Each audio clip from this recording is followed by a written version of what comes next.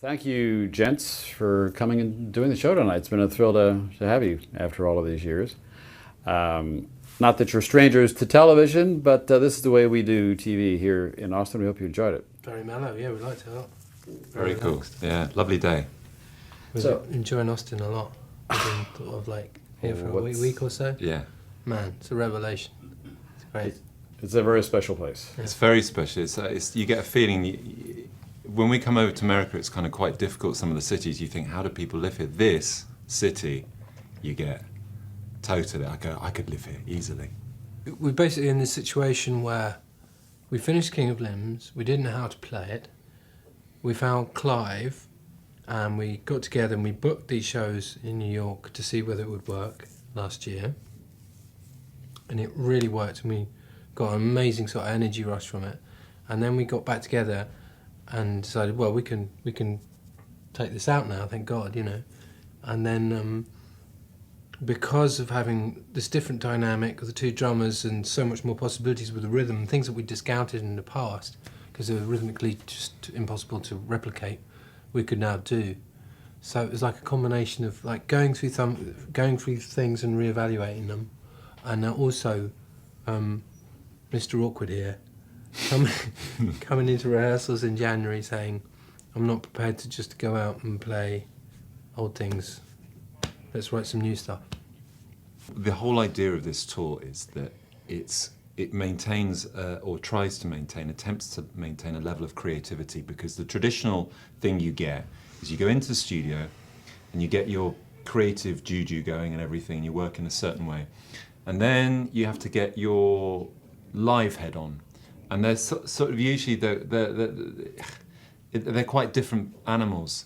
So the idea on this is that we wanted to have some songs, and in fact the first 2 weeks in rehearsals in January we didn't play any old songs. We had 4 weeks rehearsals in total, and the first 2 weeks was just new songs and trying to figure out, like Identikit Tonight was that came in like the end of the first week. So you know, it's really important. It's really important that this whole thing, we keep on throwing stuff in and that's new and that sort of that challenges us, and keeps one foot in that kind of creative, you know, camp or whatever.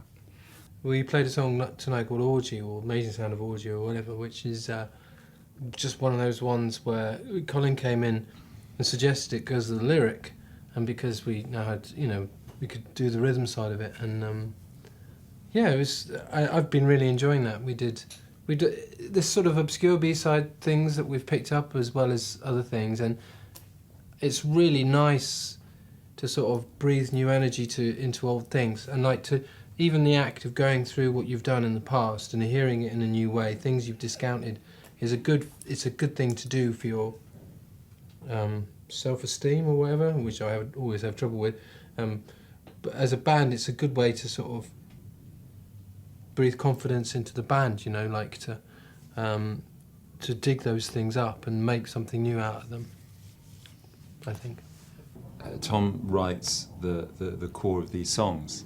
If it's the UN, then I'm the US. Yeah, we've always said that, and that's the dynamic, and that's the way it works, and it's great, and it's really it seems to really, you know, does it? That's the way it is. That's Get used to it.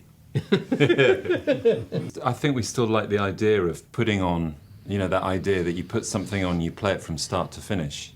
Those are very satisfying. 45 minutes, if you get it right, to take somebody on a journey, to take somebody on emotion, doesn't mean doesn't mean you discount individual songs, but traditionally when we put an album together, it's been a really, really important, a massive part of it has been to sequence the songs, and so that you provide some kind of way through and also you get that other thing, don't you, that when you have these individual songs and then you put them together, and then they kind of have a greater life than their own individual constituents, you know.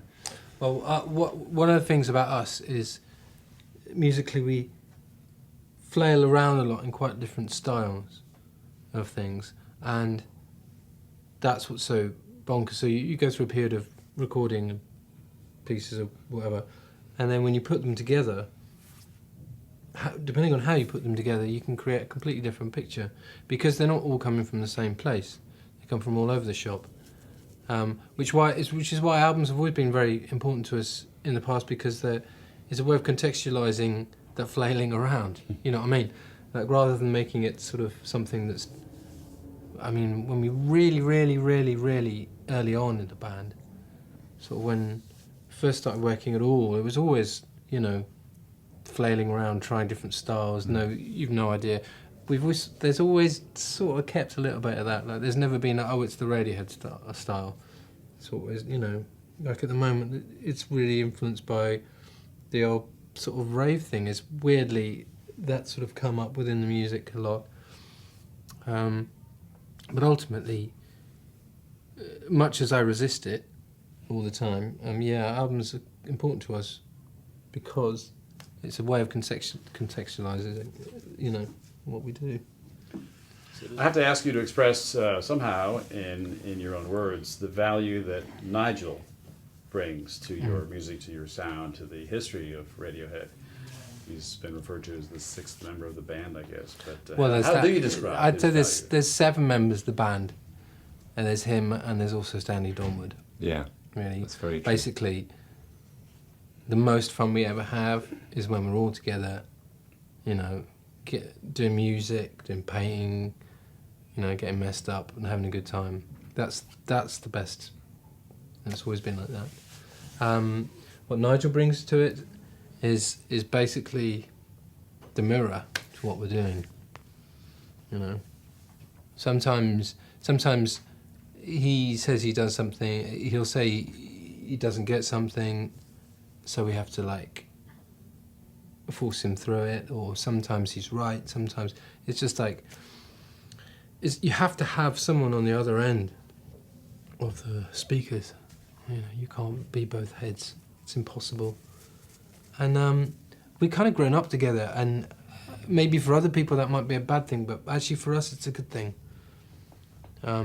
Because none of us is really sort of thinking of how wonderful we are or anything. Or, you know, everyone's sort of trying to search for something new all the time, including Nigel. So, you know, it's the best thing for all of us, I think. He's also an extraordinary engineer in terms of he brings a great craft. I think he knows how to make great sounding records. I mean, he's amazing at that. Well, that's why we jumped on him in the first place. Exactly. We spotted, you know, we knew he was engineering us on the bends of John Leckie. And John had to go away and do some mixing, and there was this feeling just in the studio with him. It was very, very, it was fun. Yeah. It was very easy, and it sounded great. It wasn't easy. Sorry, that's not true, but it was fun. And Stanley Donwood brings this other thing to it, which is, I mean, he's a completely unmusical, but he's like this other presence that brings us out of ourselves in a different way, because, you know, he's painting or he's doing whatever it is, he is responding to the music and bringing an art mentality to it completely, like, effortlessly, you know, because he's just one of the crew, and I grew up with him, I went to college with him, and so it's a way of looking at what your music, it's like a non-music way of looking at what you're doing. He'll say stuff which is like really important, but completely unhelpful, but really important, you know. You know. You get these. In our studio we have above the control room we have a mezzanine level, yeah. And Stanley hangs out there. And the best one, my favourite memories of him, about 11 o'clock at night, and you've been banging on a track all day, and you'll hear this from you've done a kind of playback of and you'll hear right up at the top, you hear, "I know nothing about music, but that sounds fucking awesome." You've been very successful at what you do. You're obviously still a major attraction on the tour, on the circuit, filling arenas, making records that people almost literally die for. And yet you've had the freedom to basically manage your affairs, your business, the way you wish, and be successful at doing that. Mm. How much of that is premeditated? Do you have a specific philosophy these days about how to approach getting your music to your fans? I think it's very easy. It's very, very simple. The art always comes first, the commerce follows, and as long as you fill in the checkbook stubs, the commerce follows, but the art has to come first.